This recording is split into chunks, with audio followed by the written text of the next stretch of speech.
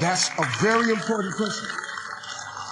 So if you start your day with gratitude, it's like this, like, check this out. If somebody come to your house every day and ask you for a cup of sugar, and you give them a cup of sugar and they take the sugar and they just walk off. And then the next day they come and they ask for another cup of sugar, and you're a nice person, so you give them another cup of sugar and they just walk off. How many days can this person come to your house and get this cup of sugar and never say thank you? How many times you gonna let that go down? Seriously. Survey said, how many days? Not many, because you're human. Because at one point you're gonna say, hey, wait a minute, hold up, man. You done came by here 6 times. I done gave you this cup of sugar and you ain't said thank you one time? Don't come by here no more. So now, let's think for a second.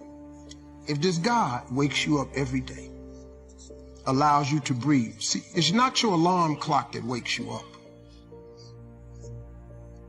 Your alarm clock goes off. God shakes you. Then you hear the alarm clock. It's not you that's waking up. It's God allowing you to wake up. So if you ever stop to just thank him for everything he's done for you, whatever clothes you got, whatever kind of car, if you just got taxi fare, and you thank him every day for a list of things, guess what he'll do tomorrow? He will add to that list of stuff that you can thank him for. And if you keep thanking him, you'll find out that in 1 week, you'll have a lot more stuff to be grateful for. Gratitude is the #1 principle of success. That's what the average person doesn't understand. You can do that today. You don't need no more money. You can start that today. That would change your life. I kid you not. You ain't got to just try it. You ain't got to believe me. Try it. I dare you. Try it.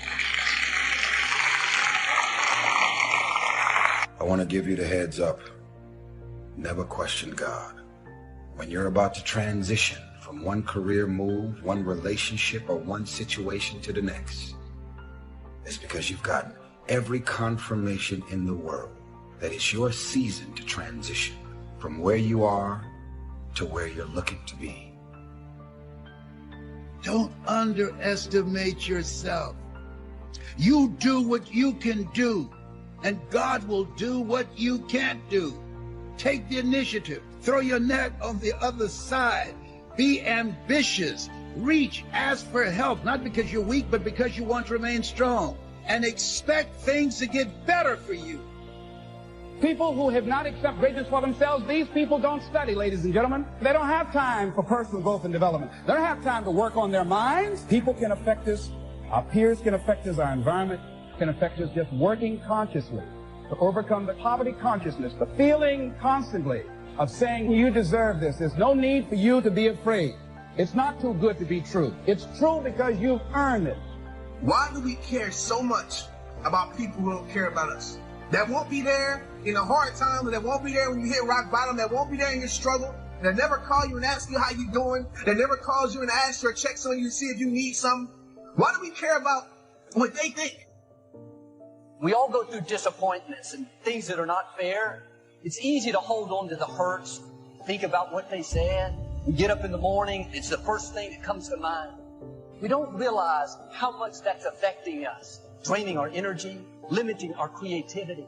If you're going to fulfill your destiny, you have to get good at letting things go. See, your unwillingness to forgive another person is like you sipping the poison, waiting on them to die. Forgiveness is for you. You can't drive your car looking in the rearview mirror. You can't. There's a reason why the rearview mirror is this big and the windshield is this big. If you keep looking in the rearview mirror, you're going to keep crashing your car. Have you ever noticed that when your faith is the strongest, you come up under the greatest attack? Because every time the devil senses that you're about to walk into who you be, and he's trying to stop you from doing it, slap somebody and say, just do it. Be great before it's too late. Being in a great house does not make you great. It's one thing to have great parents, but that doesn't make you great. And they said it's possible to be in a great house, but you not be great. So being in a great house does not ensure that you'll become great. How can you keep your mind on what you're trying to do? How can you make the choice of discipline over procrastination? How can you keep an attitude of doing it all and doing it now? How can you stay focused on your ambitions? You can keep your focus on your work, or you'll find yourself distracted. Distracted by negative thoughts, distracted by negative people, and pretty soon, depending on the type of people you've associated with, distracted by your doubts within yourself. Even when you face rejection, even when you face failure, you make a decision. I will remain in the grind. I'm not backing down. I'm called to make a difference. Greatness is not immediate. This is so important. In other words, greatness takes time to develop. Greatness is not immediate. You got to stay with it. You got to stay at it. You got to keep working on it. We give up too quickly. You map out, you think, you strategize, you change up your team, ready for the opportunity to present itself. Most of y'all are impatient. If it doesn't happen as fast as you want it to happen, you say maybe it wasn't meant to be. God will never give you something somebody else is supposed to have. I want you to write this down. There are two powers in life that every one of us have to deal with every day, that you can never control or stop. Is time and change. You cannot control time. You cannot control change. What's at the core of achieving the good life? The major key to the good life. It is not in mastering the attributes of leadership. Every day in 1,000 different ways, we are trying to improve ourselves by learning how to do things. We spend a lifetime gathering knowledge in classrooms and in experiences. Self-approval. That's a very challenging area. Ladies and gentlemen, that's where most people get stuck. That's a stage that a lot of people get there, and they never move out of that area. Why? Many things can contribute to our not approving our dreams, our not feeling good enough. A lot of things can contribute to that. Many of us never live up to our potential or don't approve ourselves because we never had anybody to believe in us. And because your doing doesn't come from the deeper place of being, it hasn't worked for you.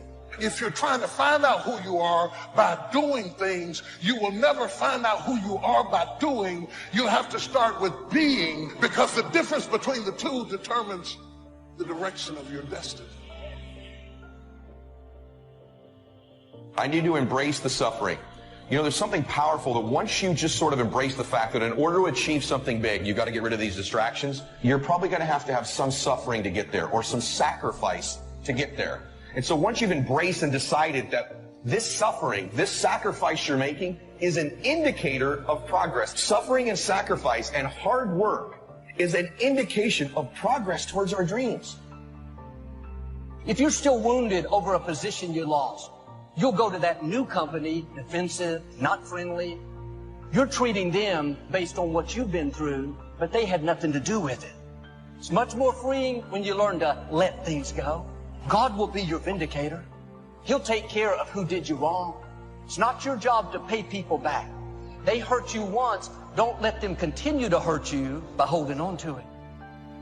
Found economics, found future, found promise, and if I can do it. So, start setting your goals and see if you can't get a better excitement going for the things you want to accomplish for the future. One of the major reasons for setting goals is for what they make of it in achieving. My teacher advised me when I first got started at age 25, he said, Jim, why don't you set a goal to become a millionaire? I'm here to help you. And he said, here's why. For what it will make of you to achieve. I'm telling you, that statement changed my life. Set the kind of goals that will make something of you to achieve. He said, now, once you become a millionaire, what's important is not the money. It isn't important. He said, you could just give the money away. Now, I did better than that.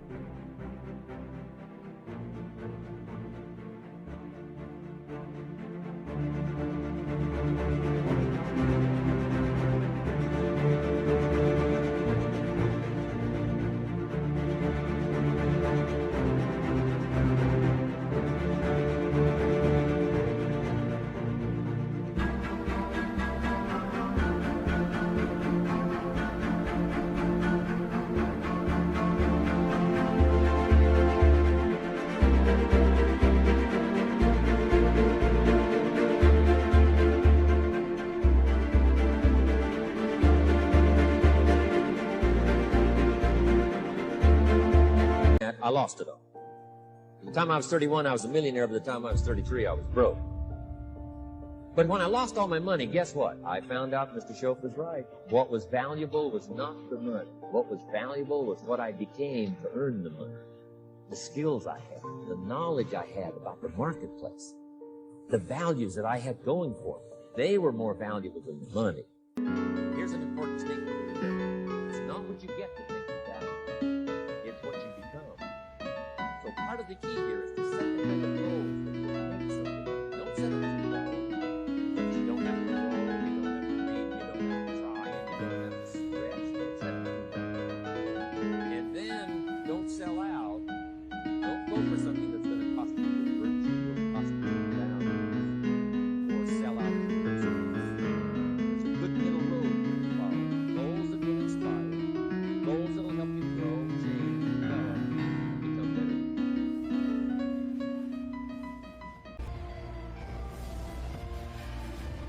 High performers are not dissatisfied strivers. They're not. They're happy. High performers are happier than their peers. We all believe that to get the top, it's going to be lonely at the top, and we all believe you have to grind and kill yourself to get there. Yeah. And that's completely wrong, and the data proves it worldwide, which is, I think, just overcoming a lot of people's biases about how we work today, because right now, especially today, like, grind on social media is so popular. Or hustle. And by the way, none of the top 15% of high performers worldwide identify with those words. They literally don't. We asked them, we did a whole keyword analysis. Yep. This was actually pretty cool. And high performers explicitly say, these are the three driving feelings. We said there was a high performance state. Mm-hmm. It's driven from these three things. Number one, full engagement. Yes. Number two, joy. Yes. And number three, confidence. Yes. That's what they relate with, okay? That's where it's coming from. It's a joyous journey, not a dissatisfied. And I had this conversation because, I kind of maybe frame it this way. Each of these chapters opens with a vignette of somebody I worked with or a situation that I was in demonstrating high performance. In this particular situation, I'm walking on a stage, thousands of people, after a very famous musician was out there and was telling the audience that person's secret to success. Remember, thousands of people. Yes. Their secret to that person, their whole speech, their secret to success was never settle. Never settle. Nothing is enough. Never settle.